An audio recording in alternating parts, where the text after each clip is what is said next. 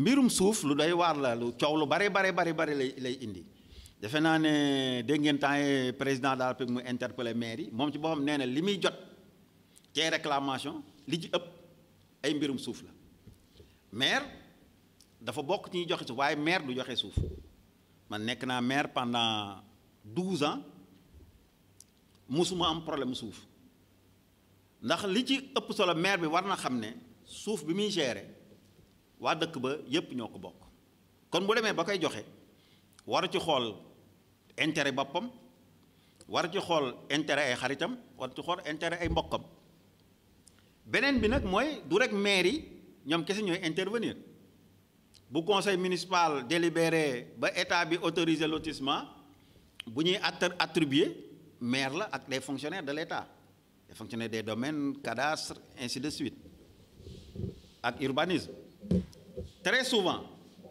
maire yi dañuy jot ay chantage ci certains fonctionnaires du ma ne fonctionnaires yëpp am na ay fonctionnaires yoo xam ne vraiment ñu jub lañu mais am na d'autres fonctionnaires yoo xam ne ni dañuy def du chantage au maire et très souvent maire yi dañuy cédé ci chantage boobu moo leen di indil problème bala ngaa séddale il faut nga jox ma nangam yow nga yaakaar ne population yi boo leen séddalul suuf si bu élection jotee duñ la votel wala nangam nga cédé ci chantage boobu jox benn fonctionnaire boo xam ne nii suuf boo xam ne moom moomu ko suufu askan wi la loolu mooy indi problème ku jaar maire rek déjà boo moytul jot nga chantage boobu mais maire bi daf ko war a bañ donc pour dire maire yi am nañ ci part de responsabilité mais fonctionnaires yi aussi am nañ ci part de responsabilité il faudrait que ça cesse suuf si ñëpp ñoo ko bokk kenn waru ko aakimoo di ci faj say soxla pour qu'il y ait une attribution les maires interviennent en tant que président de la commission d'attribution la procédure commence par le conseil municipal après l'État autorise mais l'exécution l'attribution c'est une commission où des fonctionnaires de l'État les impôts et les domaines le cadastre interviennent et le maire n'est que le président de la commission. Un maire ne peut pas donner de parcelle. Un maire seul ne peut pas donner de parcelle. Ce n'est pas de la vocation du maire d'attribuer. Moi, je suis à l'aise d'en parler. J'ai été maire pendant 12 ans. Je n'ai pas eu une parcelle à moi. Aucun membre de ma famille n'a une parcelle. Aucun ami n'a une parcelle.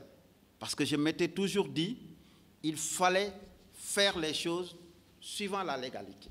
Il fallait respecter la légalité. La terre appartient aux populations.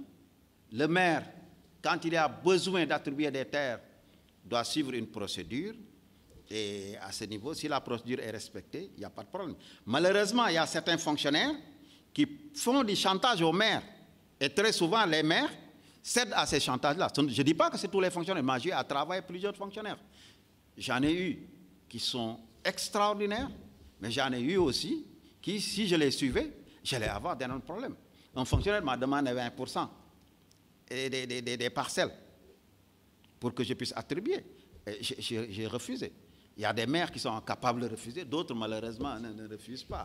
Donc le problème, c'est aussi bien entre les maires et les fonctionnaires de l'État qui interviennent dans ce cadre-là.